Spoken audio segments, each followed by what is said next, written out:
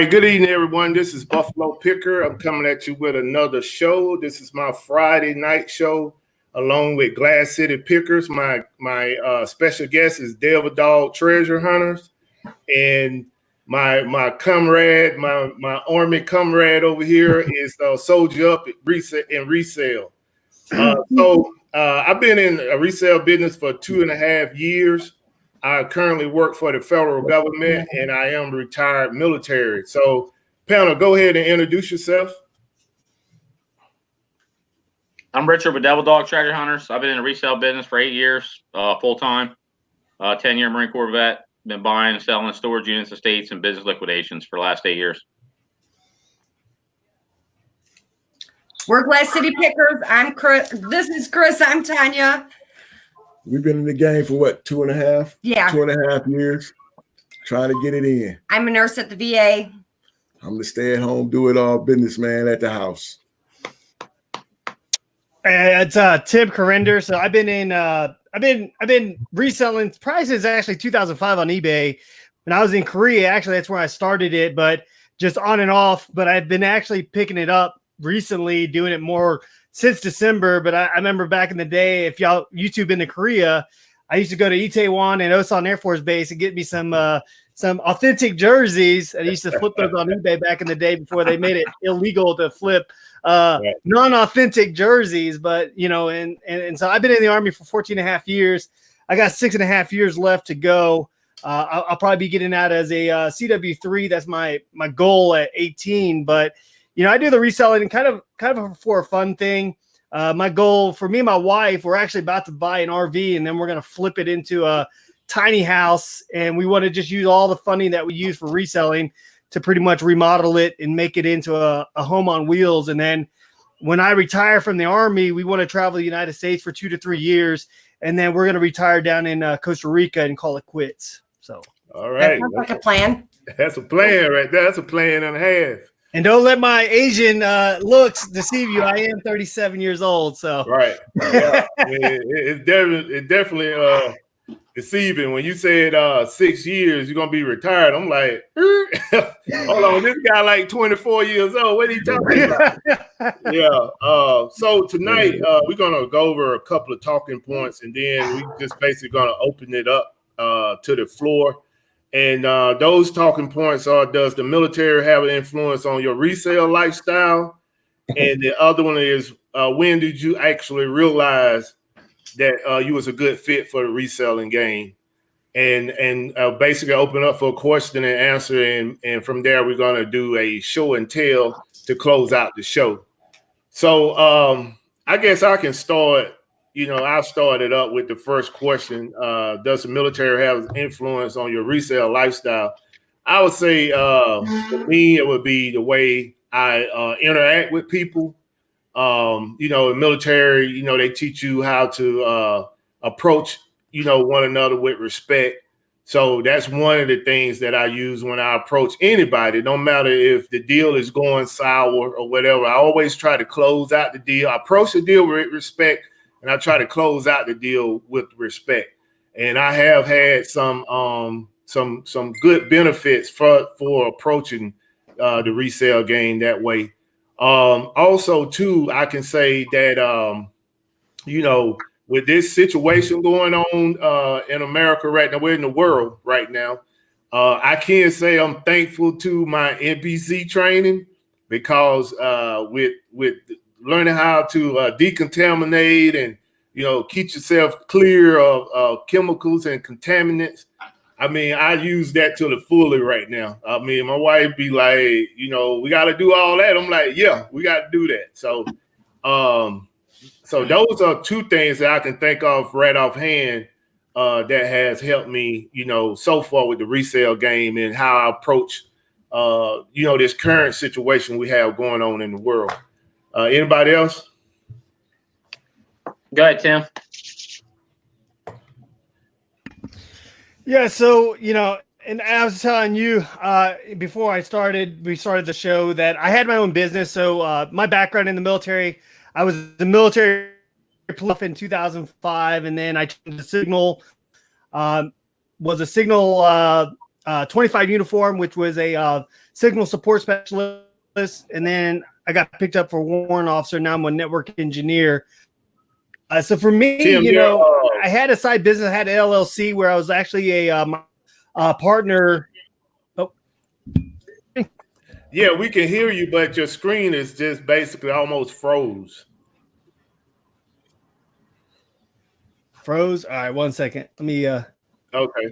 Let me try to stop the cam. That green screen. That green screen. The guy getting him in the background. Let me Go ahead. We can hear you. Go ahead. Okay, so like I said, for me,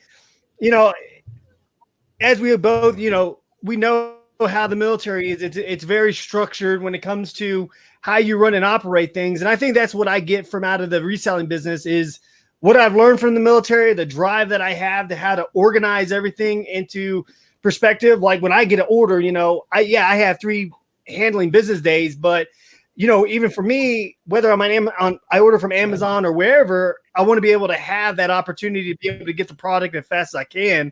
So right. I set my business up, I think, with my the military, and I think sometimes my wife hates it, but for the most part, that's really how I structure the business of me reselling is from how I structured myself, growing up in the military. Right. I'll say for me, everything I do is with a purpose. It's sort of like the military. Everything you do has a purpose. So how I approach everything with purpose and a mission. No matter if I get a deal or not, it's all has a purpose behind it. It all has I'll say a mission, I guess. Everything I do is with a purpose. It's sort of like the military. Everything you do has a purpose. Sorry about that. We good? Yeah. So even and I have a no quit attitude. So even when I have the bad weeks or bad months, hey, I'm still trying to make. I can get down to the end of a month and have a terrible first 28 days. The last 2 days, I'm trying to come out ahead. So it's just purpose driven. A never quit mentality. Even if you have a bad month, I've gone through 3 or 4 months where everything I've touched has turned sour, and then come back the following month, and it seems like I could do nothing wrong. So. I'd say that, and the way I treat my employees, the way I treat people I deal with. We don't BS around. There's time to have fun, but when we're working. I mean, I see guys that I'll take, for example, storage units. I mean, I'll put my crew against moving companies, and my crew will get the stuff done faster than a moving company will. I mean, I've gone in the states side by side, and buddies of mine that are movers, because I'm friends with a couple different moving companies. They're like, hey, how long did that take to do that? 2 or 3 days? I said, no, we were done in about 3/4 of a day. They're like, there's no way. I'm telling you right now, I'll put my crew against your crew. So it's, that all goes back to the military, military background. And so that's probably the biggest thing the military has brought from me to the reselling game. It's how I conduct day-to-day operations and business and everything with a purpose. Okay. Is that somebody got their YouTube on or something? I don't. Hello? You can hear me? Yeah, I just had some feedback. Not from me. Okay. Yeah, I got my mic muted. Let me give a shout out to everybody in the chat. Hey, thank you all for coming out to check out our show. We appreciate it. If you have any questions, just drop your questions in the comment section and we'll get to it. Also, if you have is Landshark in here? He gone too. No, Landshark wasn't in here. Devil Dog's gone. Okay, he probably be right back. Yeah, he's in the green room. Okay, all right. I was trying to figure out how to open my chat up, and I can't figure it out. So that's what I was doing. I was messing with that. Sorry. Yeah, I got to give you the tools, Devil Dog, where you'll be able to maneuver around in there. For some reason, I hadn't gotten around to that. My bad on that. Yeah, so Glass City, I know that question wasn't for y'all because y'all don't have military, but no, I just take care of them. Yeah, that's what I was about to say. With your time with taking care of veterans, has any of that training helped you with reselling learning how to be? The last show we did, I told you, everyone said I should have been a detective, and if I don't get told at work, I get asked it all the time. were you in the military? Let me guess, you were a Marine? No, I just act like it. No, it was just my dad's upbringing with me. He was just very, he was in the military for a few years, but he's just very, basically how I am, how y'all are. You know what I mean? Right. Well, let me ask you all the time. Let me ask you a question. This is a little off topic. This is a VA topic, and I hope you don't mind me asking this, but do you see a lot of younger people coming into the VA clinics, or is it mostly older people? Because when I go to my VA clinic down here, it seems like the young generation that is out, they don't even, it's all the older generation. The young people are failing to take advantage of benefits they have. Honestly, where we're at, we have a lot of people that, I mean, extended people in the VA that really go out in the community and get these younger guys in. So we have, I would say it's 50-50. We do have a lot of young people. I have 22, 24-year-olds, 30-year-olds, 40-year-olds, but it's both. But yeah, you're right. A lot of the people that get out and everything, the veterans, they don't know that they can come there. But we do have a lot of places and people out in the community letting everyone know. That's good. Yeah, that's great. That's great. A lot of young people don't know. I'd say one good thing about me just speaking of the VA is that when I was in the military, I had older veterans that was telling me as a young soldier, hey, this is what you need to do. You know, I know you're young and strong right now, but eventually you're going to be looking like me. And, you know, get your records straight. Take care of your records. If you go to sick call, if you go for any surgeries, make sure you keep a good record of that stuff, because nobody going to do it like you. And it's like, you know, I took heed to what they said. And when I got out of the military, you know, I submitted my paperwork and pretty much didn't have no problems, you know, when it came to, you know, receiving VA help and benefits and stuff. Well, I salute all y'all. And to be honest with you, Devil Dog, I've had older 60, 70, 80-year-old men come in and women didn't know that they were able to ever even go there. They had no clue until they got word of it in the community. Right. Yeah. I have met, not meaning to cut you off, Devil Dog. I have met plenty of veterans that didn't know that they could go to the VA for assistance. You know, it was like, man, you're a veteran. You know, you may not be. See, I think the thing too with like some military, not all, is they are confused about the term veteran. They think that if they didn't retire, they're not a veteran. I'm like, nah, you serve, you're a veteran. You know, so. And I think that's a disconnect. But let me give another shout out in the chat. Jennifer, I want to thank you for coming out tonight. Flipping Particles, Wes, Max, Gary, and if I miss somebody, we'll try to catch you on the next go round. Eagle's Heart, the Thrifting Goomba, Cajun Reseller. Oh, that Lanshaw right there. Lanshaw Pickle was the first one showed up. Thought I had seen him in here. Hey, everybody. Yeah, thank y'all for coming out. And D, I'm going to talk about that portrait, actually the print that I mentioned on your show. I'm going to go a little bit in detail on it on this show. So if you can stick around, I'm going to get to it shortly. Go ahead. Devil Dog, you had something? I was going to say, I think a lot of the younger generation that's getting out, you know, after 4 years, 6 years, 8 years, whatever. A lot of them, the guys that I've talked to, said, "Hey, you can go to the VA clinic, man. You're entitled to do that. You can go get your VA card and that kind of stuff." And a lot of them's like, "I don't need it," or "I don't need it." I said, "Well, it's not a matter if you need it. That's sooner or later you might need it. So why not get your benefits? You're entitled to it. I mean, right? You know, even if you don't have a disability compensation number, I mean, I'm a 40%, is what I am. But even if you don't have a compensation number, I mean, you're still entitled to go to the VA clinic." Correct. I said, go and do it. And some of them are just too proud. And, you know, maybe that'll change. The mentality will change as they get older. I'm like, it's not entitlements. It's what you've earned. I mean, use what you've earned. It's not entitlement. It's not a handout. I mean, it's a lot of misinformation out there. And it's a lot of information that's being, withheld from soldiers when they depart in the military as well. I ran into a veteran. He served. Well, you know. Go ahead, Tim. No, I was gonna say, the problem that we run into, though, you and I know what we called it in the Army is profile rangers, and that's the problem is that you got a lot of soldiers and military members in general where they get this stigmata against them because they go see a doctor for whatever reason, or they don't go see a doctor and get it documented. Like for me, I don't know if you've seen my scar that I have on my neck. It was my 17th Airborne jump in Alaska, and my medic threw a static line out the door, and I caught the tail end of it. Luckily, it smacked me good, but it didn't wrap around to where I almost died. Yeah, but right. That's something that I'm going to claim.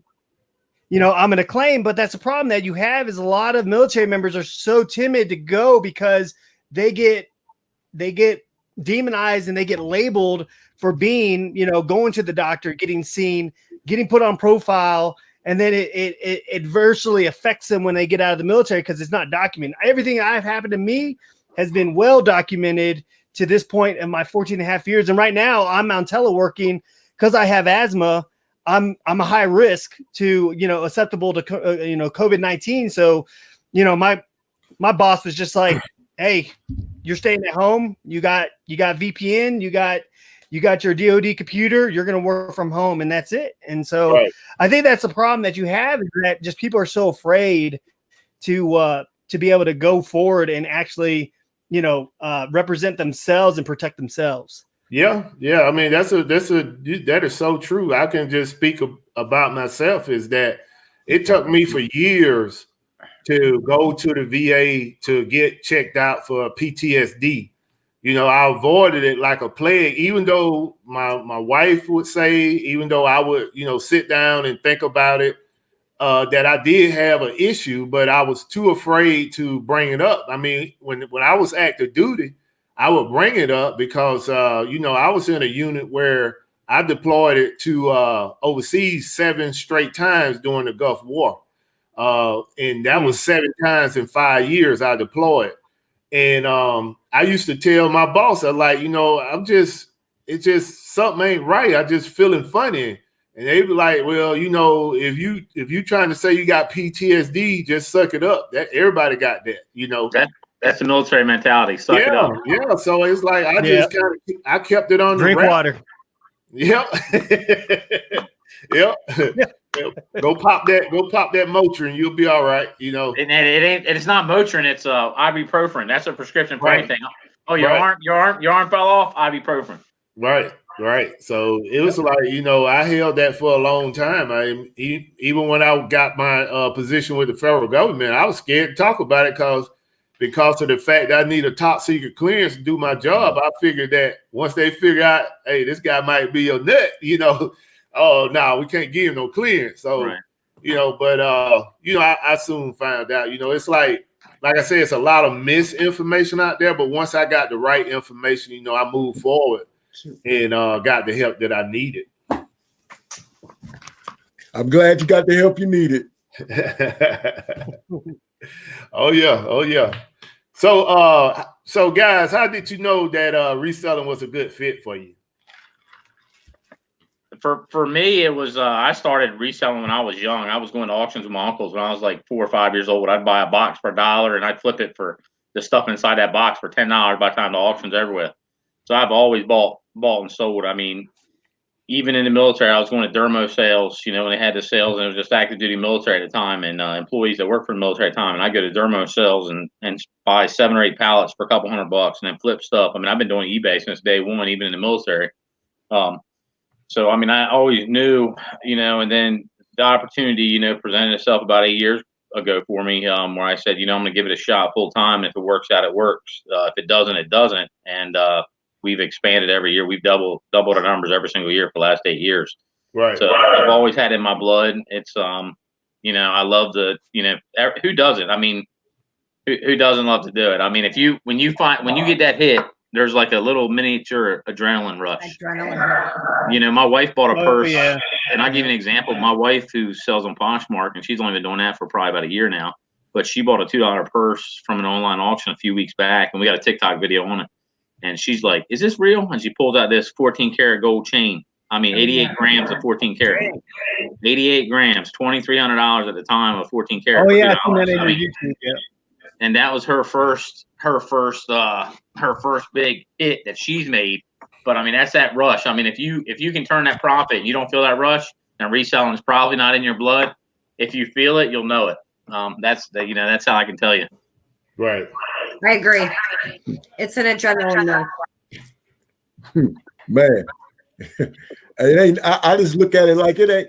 To me, right now in my life, it ain't nothing like it. Nothing like it. Yeah. So how you knew it was a good fit for you? The adrenaline rush we got and the money we made. Well, I can say I always been a hustler. So, getting money has always been my motto. So when you, like I said, when you introduced it to us, we was hesitant, I was second guessing, like, man, for real. But I seen the passion you was having for it, and I'm just listening to you, and I just start gravitating to it more. Than my wife just jumped off the porch, and she said, well, she gonna try it, and she got her eBay store up, and I got to seeing them numbers. I'm sitting over there on the back end looking. Then we going to the post office all day. I'm like, hold on. Oh yeah. So after that, man, it was just like, hey man, I didn't hustle all my life. Hey, and for me, everything, so time to get it. For me, I knew it. I've been doing this. I'm almost similar to what Soldier Up was doing when he was in Korea. I was doing the same thing in Korea. When I was in Korea, I was going around finding the jerseys because it was big back then. And I would get these jerseys and send them home to my cousin, and my cousin would sell them for me.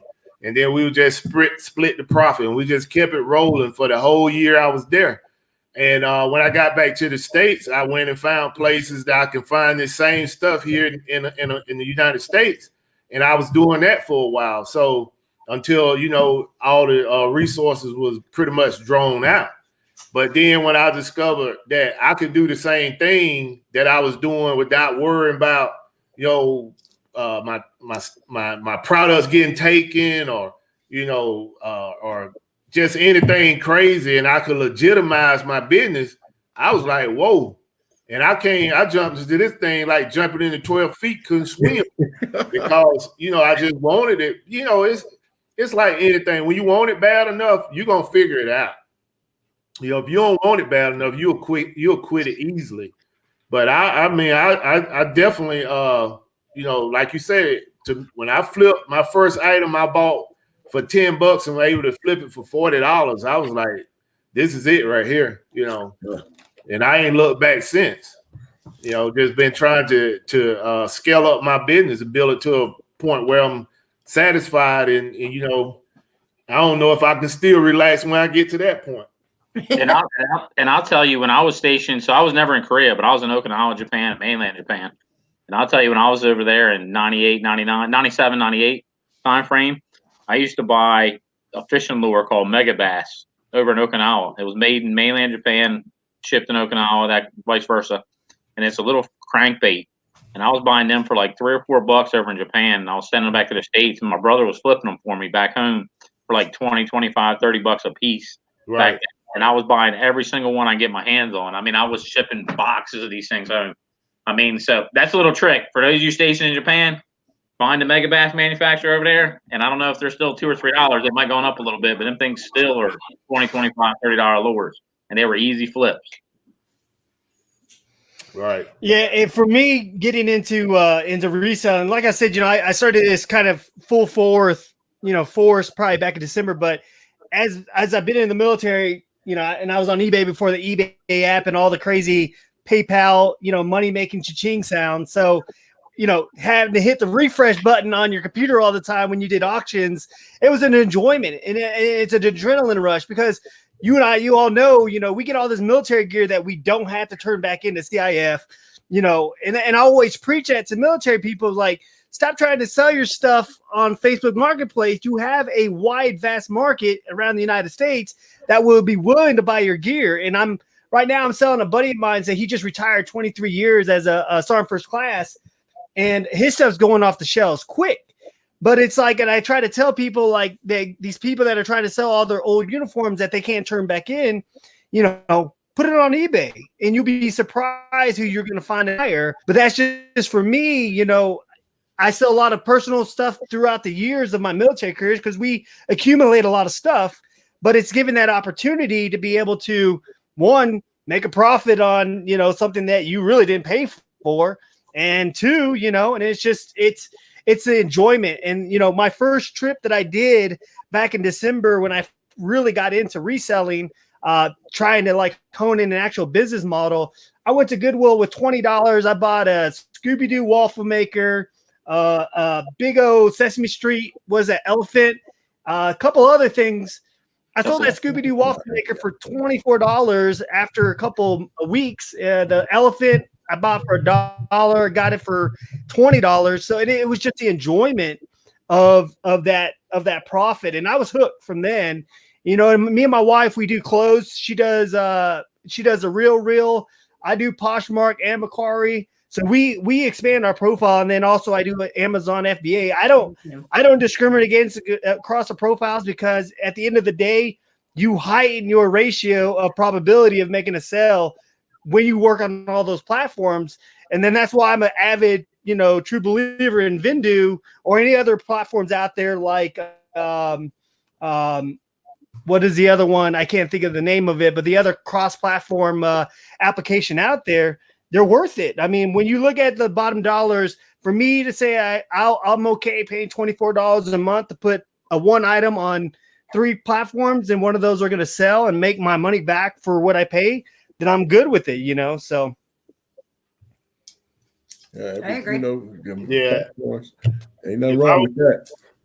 If I would have been in this business when it was when I was in the military, I would be like Devil Dog right now, because when I came back from the war, I mean, they were practically throwing away stuff.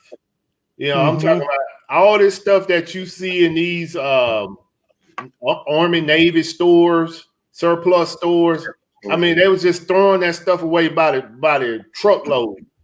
If I would have known what I knew now, I would have been cleaning that stuff up. I've been taking the litter of the picking, man, and just putting it away in storage or somewhere until I could get it listed and sell it, because they was practically throwing stuff in the trash that was like new in the box. DCUs. I mean, all that stuff was new. The boots, I seen like several pair of new boots had never been worn, just thrown in the trash because they were surplus. I'm like, if I would have knew that stuff back then, I'd probably have a whole warehouse full of military stuff. Go stand out by a government building. They're still doing it. They throw stuff away left and right. Well, the thing is in the military, though, I mean, look at the high rate of turnover just on household goods and that kind of stuff. I mean, how many people? I mean, Soldier Up, you're in a perfect spot right there, even on a military base or wherever you're at, because the high rate of turnover right there, even if it's pieces of furniture and that kind of stuff, a lot of times they'll be like, hey, man, I can't take this with me. You want it? Flip that thing, $30, $40, $50. I mean, even if you got to rent a storage unit for $200, you can accumulate a lot of cheap stuff fast. I'm not saying cheap merchandise, but just stuff people don't take with them. I know when I left North Carolina and TMOCom packed me up. I already sent my wife home, took a U-Haul truck back with her. She went to her mom's house. I was still in for about 2 more months, about a month and a half. And when they come, TMOCom, I said, look, I ain't taking nothing. Bring a van up here. And I just gave that stuff away at all kinds of people back then. I mean, the high turnover rate. I mean, look at it as a state turnover. I mean, sort of like I buy full estates out, but look at it as a state turnover and look at all the stuff you can include. I mean, I don't know what the turnover rate is on your base, but on my base, I was at Camp Lejeune. That was the last base I was at, Camp Johnson, which is right next to Lejeune. Probably 100,000 civilian employees and dependents and military, and the turnover. I mean, every day, thousands of people leaving and coming in. And you got a fast resale and an endless supply inventory. Man, I would have signs wherever I could post them at. Hey, if you about to, ETS from the military, and you got some stuff that you want to get rid of, give me a call. I'll be cleaning up. Yep. Yeah, I got 2 guys in mind right now. One of my old bosses, Lieutenant Colonel, just got out. He had about 28 years in, and then this CW3 just retired. So I got to get with them, because after they turn in their CIF, whatever they have left, is it. And so that's why I worked a deal with my buddy. I said, hey man, because he was going to have a yard sale, but then this whole COVID-19, he was like, nah, I'm good. I'm gonna probably just try to take it with me. And I'm like, hey, let's do 50-50 after net sales and just call it a day. And I mean, I've been selling a lot of his stuff. I mean, it was just some simple stuff. It was just like a boonie cap that I sold a ACU pattern. That's, we don't even have that pattern anymore. Sold that for $20, split the cost after net profit. But, I've been trying to work with a couple of guys that I work around here at Fort Bliss, just saying, hey man, I know you're retiring soon. Let me know what you got and we'll work a deal. Or if you just want to get rid of it, let me have it and I'll sell it. So make a business card up, man. Put a state liquidator on that business card with your number. Yes, I'm telling you, business card gets you a lot of business. I guess some things you got to look out for though as a CWO. I mean, is that fraternization. I don't know how the Army looks at it, but in the Marine Corps, you got that fraternization policy. And I'll tell them myself, I used to hunt all the time, and one of my best friends that I hunted with was a freaking major, and I'm a staff sergeant. We hunted all the time. I mean, yeah. It didn't apply when we were at work, but I mean, outside of work, it is what it is. But make you a business card up. Go to Vistaprint, make you a bunch of business cards up, name and number, say you're a state liquidator, pass them things out. Hey, have one of your E1s stand at the gate and start passing cards out or something. Yeah. They're I wouldn't say they're more stringent on the fraternization when it comes to relationships, personal relationships. Yeah. I was actually yeah. Army don't trip too hard about that. What we talking about, but like Tim said, personal relationships. You trying to get with that officer or something like that. Well, they just changed it. They just changed the policy back in 2014, where it used to be a junior enlisted E4 and below could date at E5 and above outside the chain of command, but they just changed it in 2014. It don't matter if you're inside or outside the chain of command. E4 to junior and senior NCOs can't date, and of course, enlisted to officers can't date. That's always been the case. So yeah. So what about if you like engaged? Do you get grandfather clause?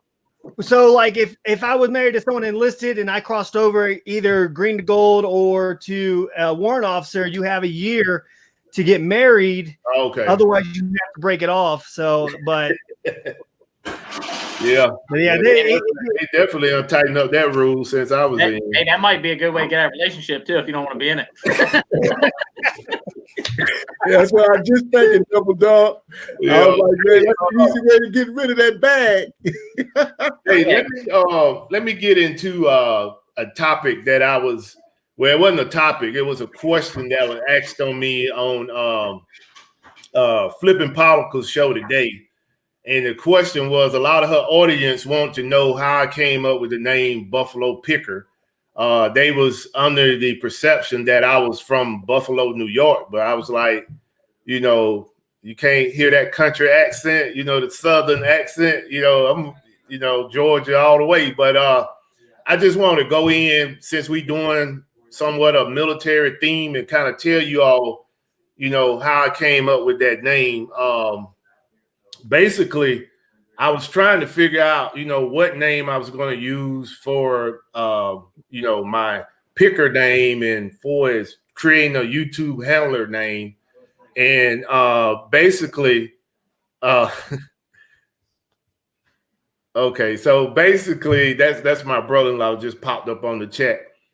So basically what I did was I went out to a estate sale, and this guy was selling a print of a Buffalo Soldier.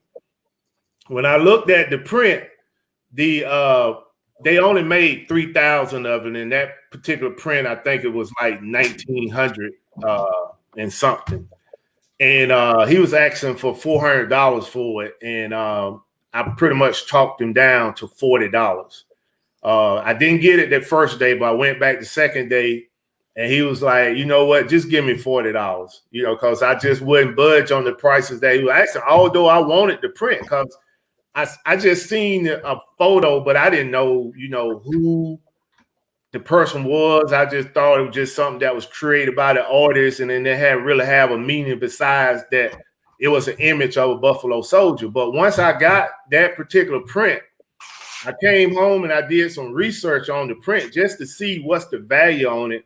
And come to find out, this particular print was the last Buffalo Soldier living. It was actually a living person. His name was Mark Matthews, and he died in September of 2005.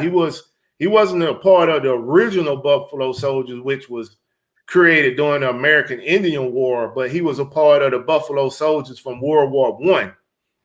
And he was the last living Buffalo Soldier. So when I thought about it for a minute, I was like, you know what? I'm a military guy. I'm an African American. That's going to be my name, Buffalo. And let me show y'all the print that I found. And I'm doing this for you, D, since your audience wanted to know. This is the print right here of the, I don't know if y'all can see that well. Let me blow it up. Let me blow it up before Jennifer get on me. All right, so this is the print. There you go. Of the Buffalo Soldier. This guy right here is Sergeant Mark Matthews. He was the last living Buffalo Soldier.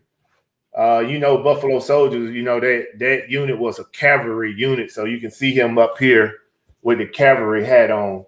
But yeah, this is the backstory on this. And this is print. No, this is, I thought it was 1,000, but this is 675 out of 3,000 that was made. So I got that for $40 and actually created a picker name from that, from just that little episode of out at the estate sale, and found the item that the person was trying to get for $400, and they let me end up getting it for $40. So that's how I got the name Buffalo Picker. It's not about New York or none of that stuff. So I just wanted to tell that story because a lot of people on D show Flipping Particles wanted to know the story. I didn't know that. Did you tell us before and I forgot? I told Chris. You told the story before. I know why. Yeah, so we basically covered the talking points. So if anything y'all want to talk about for us reselling and what's going on in the current situation, or how you doing, how your numbers look this past couple of weeks, has the pandemic really affect your sales? The pandemic is horrible what's going on. However, our sales have been phenomenal. They really have. They've been great on both platforms, eBay and Amazon. They've been no complaints. Absolutely no complaints. God bless everybody with no complaints. Had to adapt to change, and we had to change a few things that we, did and how we did it, but it's been great. Mask up, glove up, and go hustle up. That's how we had to do it, Right. I told you I'm trying to buy some whales. I'm trying to buy some whales. So when we get through this storm, we'll be okay. I got some taxidermy. If you want to switch from whales, I got a bunch of taxidermy. No. Did you get rid of any of those? Yeah. I sold 2 pieces. That's one of them expenses that people's not going to foot the bill on right now. It's just with the way it is, it's not going to happen.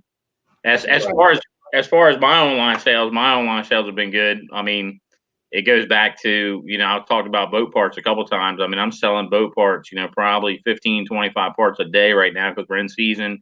Everybody's at home. Might as well work on your boat, whatever. We're in season. So that kind of stuff affected us. Is we actually did a high bid auction that ended last Friday night, so a week ago. No, last Saturday night.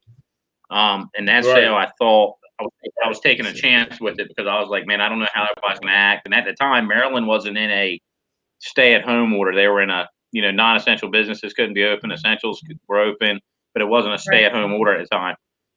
So we get to the sale Saturday. My numbers are, I'm at about $3,000, leading up to the start of the close at auction. And in the last 3 hours, I went from $3,000 over $10,000 in sales. And then everybody had a pickup day by appointment, or Sunday, Monday. There's still some people picking up the day by appointment. But Tuesday, Maryland went into a stay-at-home order. But how it has affected me is I buy a lot of quantity of stuff, big stuff, storage units, estates, that kind of stuff. It's pushed back. It's canceled one estate for me. It's pushed back 7 estates. Storage units sales are almost non-existent now. I mean, there's none out there. You look at storage treasures. You look at, they're non-existent. They've shut down, and I think that's going to affect and get back to normal. I think it's going to affect it from the part that people is not, the storage facilities are going to still give back due tenants additional time to be able to pay their bills, even when we're back to normal and we can go out again. I think you're going to be looking at, let's say all this ends and we go to somewhat normalcy in May. I think it's going to be July, August, late summer before you start seeing the norm again with a storage unit. I think there's going to be grace periods for these people, whether they're clearly delinquent and they had no intention or not. You're going to see a backlog of these storage units, and you're going to see a ton of inventory come up all of a sudden. And when it hits, there's going to be a lot of buying opportunities. Not just storage units, but everything. I mean, I can't even leave the state. I got a buddy who's got a store in Maryland, lives in Delaware, and I've got an estate to do in Delaware.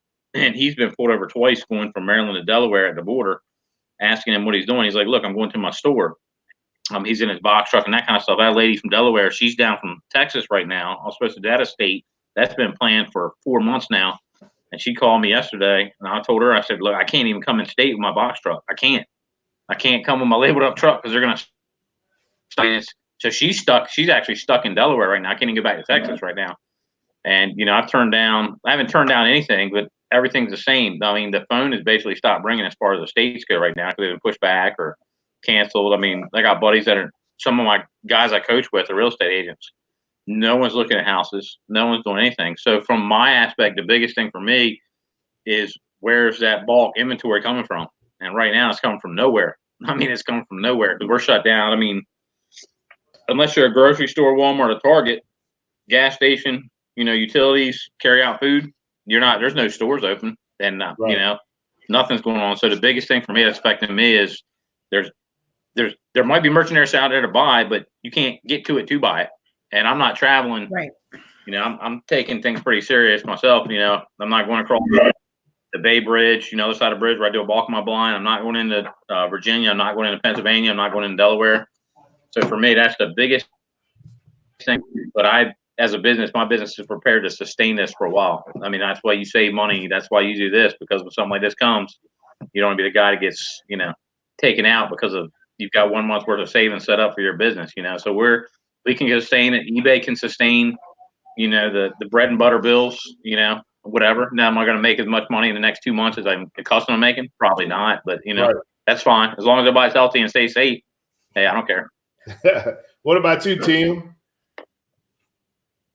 So for me, the money that we make, it's more of a supplemental income. My wife's also full time. She's a math director for the school district here in El Paso, and she's working full time at the house right now because all education, of course, has gone strictly to online. So she's in meetings nonstop. But our sales, believe it or not, they've actually picked up. I took Kevin's advice, Thrifting Lounge's advice. I did a couple of blanketed bulk sales on a couple of my items, like my toy section inventory, military gear, and right when things kind of hit, like just recently, I just sold a pair of 8-pound dumbbells that I sourced from bulk.com back in January, and this person paid $50 for them. And I mean, they were like brand new in the store. You can get them for maybe $15, $16, but they were from Palo Alto, so it made sense that California is on a complete lockdown. This person's from Palo Alto, so they must have something. So $50 to them for a pair of 8-pound weights must have been very, it must have been chump change to them. I wasn't complaining, but I've been selling a lot of toys lately, and it's crazy. Like right now, I picked up these 2 Smith Corona typewriters from an estate sale a while back, and I got a couple of people hitting me up on Macari right now. So there's a buyer's market because, like I said, it's limited to where people are not able to go out. But then at the same time, it's just everybody. And that's why someone questioned me at work, they were like, well, aren't you, when you talk to other people, other resellers, aren't they your competition? I'm like, not really. Cause I've sold shirts, Calvin Klein t-shirts to someone in India, you know, and that's a good thing I love about eBay and the global. It's wide open, you know, and you have buyers all over. And I've sold people stuff in Pakistan and India and all over the world. So I mean, it's just the possibilities are endless when it comes to me being on eBay, and that's why I can't ever complain, you know. And our money eventually is going to transition from, you know, our money is going to transition into us putting money into refurbishing RV that we're going to get, and then that's one thing that we're going to kind of transition our YouTube channel into a vlog style setup of where we travel around the United States.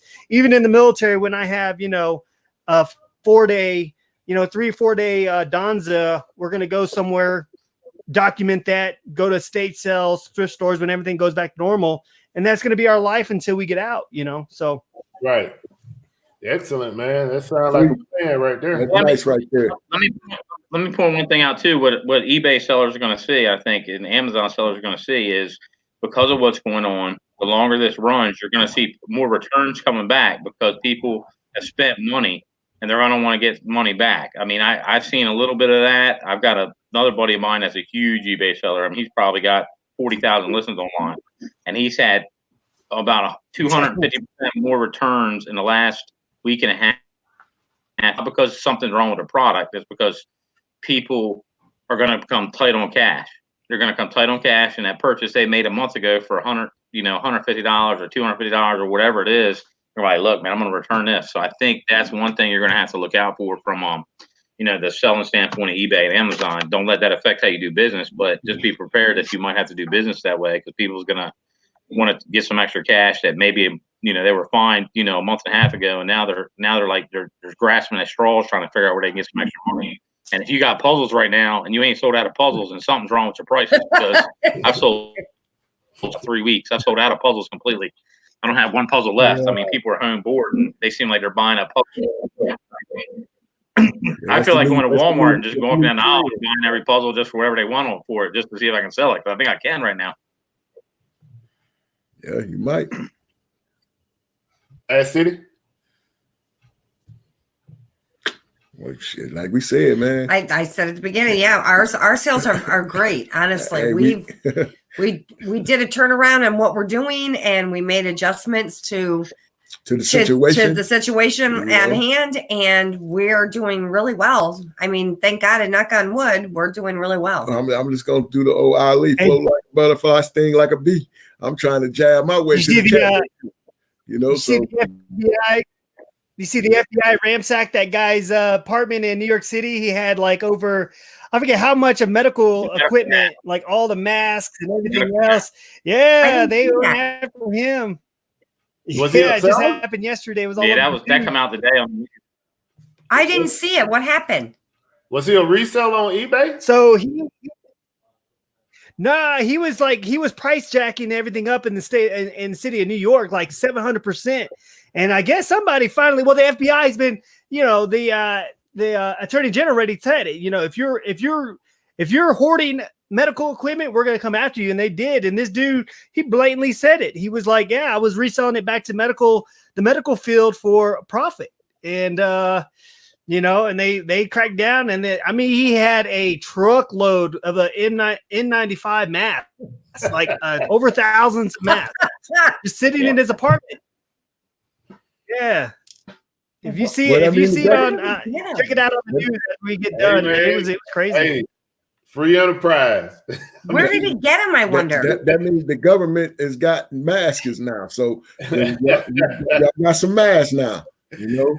Hey, man, free enterprise, man. I mean, you know, he just playing the games. He didn't make the rules to the game. No. Let me bring up 2 quick points though when it comes to eBay. So I got a pack of 1974, 1975 Pampers diapers in a complete unopened box, vintage Pamper advertising, whole 9 yards.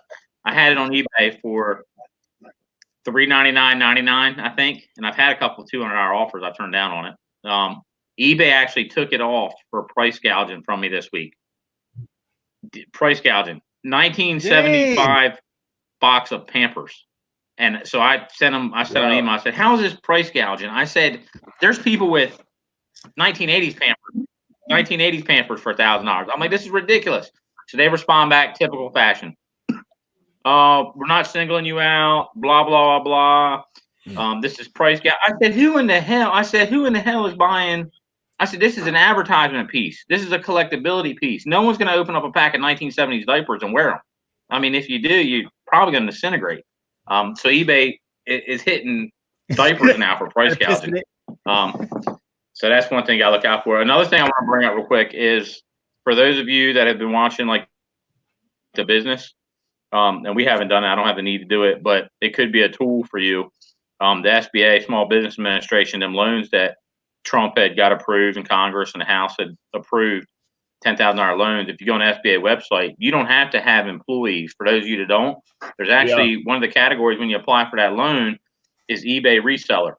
So if you think it affects your business and that kind of stuff, if you need that money or at least apply for it, it doesn't hurt to apply. It's an interest-free loan. It might even turn into a grant at some point. Who knows? But it's like $10,000, $10,000. But eBay resellers qualify for that. If you go, you don't have to have employees. You just have a sole proprietorship, one-man operation selling on eBay. As long as you can prove it somehow, right. You don't have to prove it on Apple. But that's something to look into.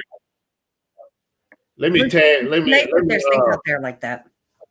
Yeah, let me tag team in on that as well. And Devil Dog is right, but it's two. You can basically what you want to do when you apply is you want to apply for the grant first. Now, they're gonna hit you up. They're gonna hit you up basically asking you, do you want the loan? Now that's up to you if you want to accept the loan. Like Devil Dog said, it's you don't get no percentage on it. But at the same time, for me, I want the no obligation. I want the free $10,000 grant where once it's done, it's done. Not where I got to pay this money back. So that's my first take. And I think, we mentioned that the other day, Glass City, about that. Yeah. You don't have to have, employees to apply. Right. Well, so that's good news. I'm glad people don't. A lot of people don't know that though. Hey, but the bad thing is, it's only what it is. Is it $1 billion? I don't know. I'm not sure how much they. It's $1 billion. $1 billion. Yeah, so you got everybody get 10,000. How much is that? 1 million people? 1.4. Yeah. So, that ain't a lot, man. 4,222. You gotta think about all these small business owners, man. That's not a lot. Yeah. Well, a lot of them is about to jump on that ship anyway. Because a lot of them is hurting right now. It's basically like it's definitely a Russian roulette, but it's worth the try. No, you ain't trying to go under. Double Dog. You ain't trying to go under. You better try to do something. And I'll tell you, if you've got a small warehouse, if you got a small warehouse or something, any kind of expense whatsoever, that might be the difference between sustaining your business for 2 months versus sustaining your business for 8 to 9 months. To get out of the back end of this deal, that $10,000. So it's there for you. I mean, that might be that lifeline. That might be that lifeline for you going back to work in McDonald's drive-thru, or you staying in your reselling business. I mean, I don't know. You know your business better than anybody, but that it's there to help businesses to be able to sustain, because small businesses are the backbone of this country. I mean, right. Yeah. I mean, most resellers are not outsourcing unless you're doing online arbitrage. So it would be a great time to go ahead and fill out the paperwork. I don't have a link in front of me. If I did, I would drop it down in the chat. But you can easily find it. You just go online, smallbusiness.gov, I think it is, and you can find the application there. Something like that. Flipping goodies. That was funny. It's like I'm not very good in math. Yeah, so we're not gonna prolong this show, but what we will do is do our show and tell. If you don't have anything for the special guest, if you don't have anything to show and tell, It's no pressure. You know, if you do, feel free to show it. And we can go, Glass City, y'all can go ahead and kick it off.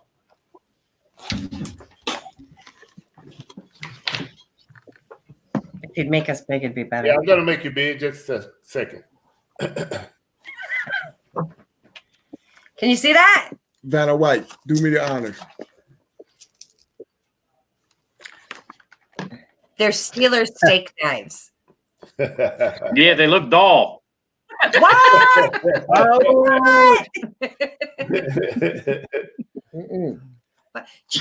that reception's bad. Yeah, we didn't hear that. So what else you got? Anything else you want to show, baby? That's it.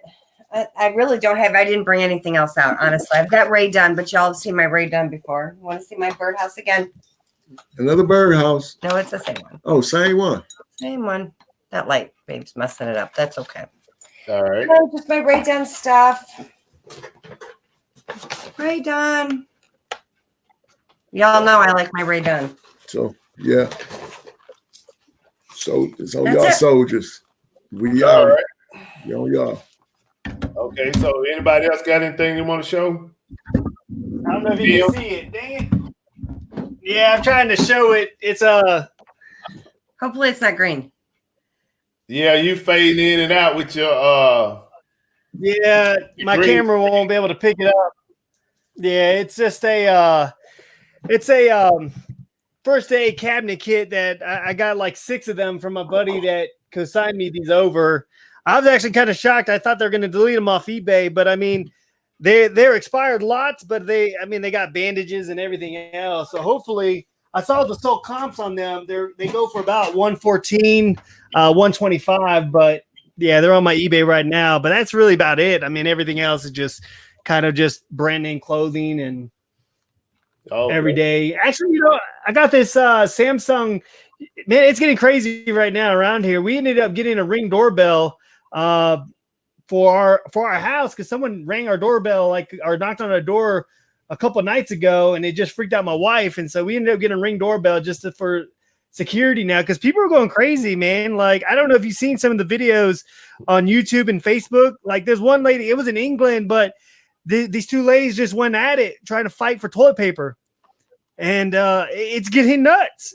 It gets me. Like, if I could go out, I'm not going out because of my asthma, but I'll be carrying my concealed weapon on me. It's getting crazy right now. And so, like, I got a Samsung home security closed TV network that my buddy got that he has me co-signed for, but it's too big to show. But that's really about it that I got. Just that first aid kit panel and that Samsung TV. And that thing was like, I think I looked at sold comps, it's like $2,000, but I was just like, I'm just gonna try to let it go. So, and I told him that. So, okay, all right. Devil Dog, you got anything? I know everything at the warehouse. You got that cup. In his little 9,000 square foot. You got that cup. He'll sell you that cup. Yeah, so No, but I guess I can go ahead. Go ahead. Devil I Dog. got plenty of money. That's always a good thing. I got You want to buy a real tea? You want to buy a real plenty of money to tea? spend. So if you're in Maryland and you got a big, if you got a big collection of something you want to sell and I can make money on it, hey, hit me up. Right here. You got Redskins? No. All right, so I'm going to show the items I have. I got a few. Probably going to end up showing some of these same items on the Sunday Redskins show. knife, not Steelers. I don't have nothing against Steelers. I know you up there and over there in Maryland. I'm just glad you didn't say Baltimore. All right, so I got this item right here from hold on, let me blow it up so Jennifer get me. People like them are traitors. This Kevin Durant figure. I got it from Walmart for $5. This item right here is selling for about $38 on Amazon. I haven't listed it yet because we can't send in toys to Amazon, but this definitely in good condition, and I found it for $5. Oh, I got a new name when I was on D show today. They called me the Barbie King. Barbie King. So I got this Barbie because this is what I do. I go get these, find them for a low price, and flip them on Amazon.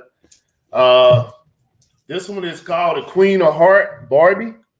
I'm not gonna open it up because I don't want to mess it up, but this is what she looked like on the inside. I had one of these last year, and I sold it for $120 on Amazon. So Nice. I'll be looking for stuff like this. Nice. Barbie King. Okay, this figure right here is called an X23 Wolverine. I got this from GameStop when they was on sale for $10. This, I think GameStop was originally selling this for $49 or $59 when they first got it. So this is y'all can get a closer look at that one. That's what it looks like. Got it. Nice. That was a good find. And this item right here was another find. This is Aquaman. I found this at GameStop as well. This one was $15. And I think the original price was $42.97 at GameStop. And let me see. It doesn't have the screen where I can flip it open so you all can see the inside, but this is basically what it looked like. So this item right here, I'm probably going to sit on it until a DC comic movie is released. But yeah, this is another find I got in my stash. Mm-hmm. And last but not least, I found this at Walmart. For some reason, they had these on sale in clearance for $10. And this particular Walmart that had these, I guess they kept them in the back storage or something. But they probably had about 150 of these in clearance. I think I bought 20. And this item right here, I'm just going to hold it for Christmas. But yeah, that's gonna be a hard item. Yeah. I went to Walmart, the same Walmart that had these for $10. I went to Walmart this past week, and those things was back at $49. Dang. So, but yeah, that was some of my toys. I want to show my toys because I can't ship them nowhere except for eBay. So I might as well show them on the show. So with that being said, anybody got any last thing they want to say before we close out the show? Everybody take care and wash your hands. Thank y'all, gentlemen, for serving, keeping us protected, and looking out for us civilians. And I would like to say also, Buffalo, thank you. Devil Dog, thank you. Soldier Up, thank you. Stay clean, wash your hands, give air hugs. Air hugs. Air hugs. And Lord, we'll keep getting that money. Hey, so I wanted Devil Dog, you good? Okay, Tim. Yeah, just keep your 6 feet. All right, there you go. I want to say, hey, just listen to what people are telling you. They're telling you stay home, stay home. Listen to them. I feel like the kid at recess that keeps it. Yeah, Fat Man Flipper said that he heard FBM is on fire. You're right. It's on fire. I can tell you personally, it's on fire. Hit 'em up. I mean, I probably got about 20 or 30 orders I got to fill in the morning. So yeah, it's on fire. So with that being said, I want to thank everybody that came out to the show to help support my channel. I want to thank my special guest, Devil Dog Treasure Hunter. I mean, he made cameo appearance, but I was able to book him on the show tonight. And I want to thank Soldier Up. Thank you for coming out. Thank you for your service. Thank both of you guys for your service. Soldier Up, I want you to stay covered and protected while you're in the service, man. Hopefully you can get out of there, as you went in, unscathed. And I want to thank everybody in the audience for coming out to join us on this military salute show for this Friday. This is my 10th episode, and I wanted to close it out with some military guys. So that's why I invited my 2 special guests. But I want to thank everybody, Jennifer, Sue, She Sells by Sue. I'm going to get it right, Sue. Picker, Swamp Picker, Flipping Particles. Did I say Jennifer? Fat Man twice. Swamp, Old School Picker, Jennifer, Milton Lane, Flipping Particles, D, Eagle Heart Sales. I can just keep going. Yeah, Eagle Heart. Yeah, I want to thank everybody. So thank y'all for coming out, and we'll see y'all on our next show, which will be Sunday night at 7:30. We do a show and tell show, and then Glass City Pickers, they have a show on Tuesday at 7:30. Guys, do y'all have a show you want to plug in while you're here? No, I just have content videos I normally create. So. Okay. All right. Okay, that's good. So make sure you go out and like and subscribe at these guys' channels. You got the handle name. Jennifer been dropping it in the chat all night. So once again, I want to thank y'all for coming out. I appreciate your time. And with that being said, Devil Dog, tell Hayden we said hi. Will do.